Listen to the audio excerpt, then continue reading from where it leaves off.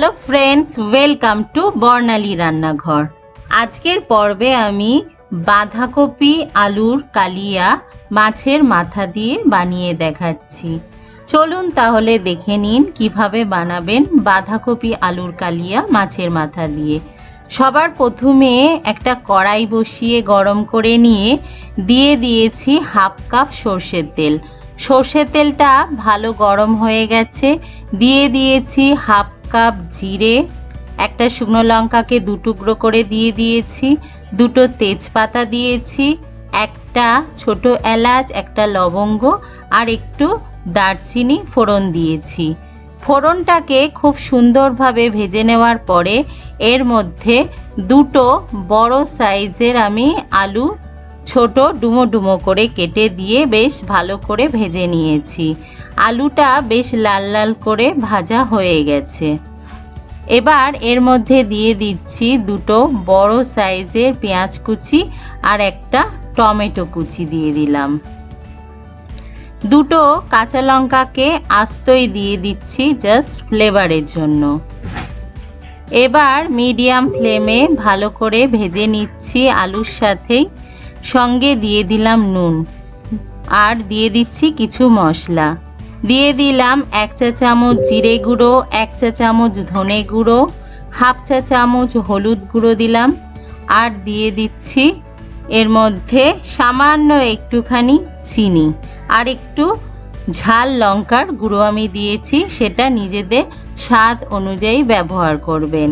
সামান্য একটুখানি জল দিয়ে মশলাটাকে হালকা একটু কষে নেওয়ার পরে দিয়ে দিয়েছি 1 টেবিল স্পুন আদা আর 1 টেবিল স্পুন রসুন বাটা। যেহেতু কালিয়া তাই আদা রসুনটা একটু বেশি দিতে হবে। আর আদা রসুন দিয়ে লো ফ্লেমে আমি একটু ঢেকে রেখেছিলাম। এখন আলুটা সেদ্ধ হয়ে গেছে।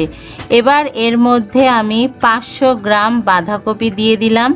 বাঁধাকপিটা আগে আমি একটু ভাপিয়ে জল ফেলে দিয়েছিলাম। এইভাবে বানালে বাঁধাকপির যে ভ্যাপসা একটা গন্ধ থাকে সেটাও চলে যায় আর গ্যাস অম্বল হওয়ার ভয়ও থাকে না। আর যারা মনে করছেন বাঁধাকপিটা একটু রিচ বানাবেন তারা তেলের মধ্যে ভেজে নিয়ে তারপরে বাঁধাকপিটা এর মধ্যে অ্যাড করবেন, টেস্টটা আরও বেশি ভালো হবে। তাহলে বাঁধাকপিটা দিয়ে আরও কিছুক্ষণ খুব ভালো করে কষিয়ে নিচ্ছি। এবার এর মধ্যে দিয়ে দিচ্ছি আমি দুটো বড় সাইজের কাতলা মাছের মাথা ভাজা।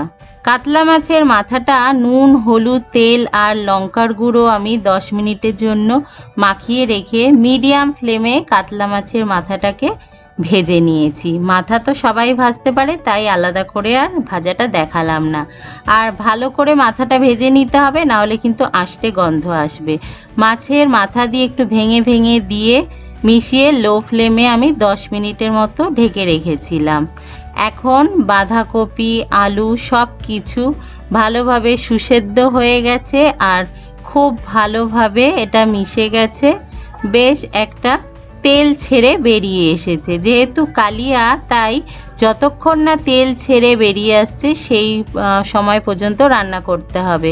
এবার এর মধ্যে 1 চা চামচ আমি ঘি দিয়ে দিলাম আর দিয়ে দিলাম শিলনোড়ায় বাটা গরম মশলার গুঁড়ো, ছোট এলাচ, লবঙ্গ আর দারচিনি, যেটা বাঙালি গরম মশলা দিয়ে খুব ভালো করে মিশিয়ে গ্যাস বন্ধ করে আমি 10 মিনিটের জন্য স্ট্যান্ডিং টাইম দিয়ে দিয়েছি।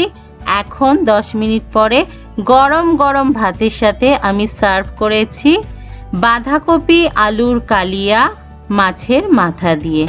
অবশ্যই আমার স্টাইলে বাঁধাকপি আলুর কালিয়া বাড়িতে বানিয়ে ট্রাই করে দেখবেন। আর কেমন লাগলো রেসিপিটা আমাকে কমেন্ট করে জানাতে ভুলবেন না।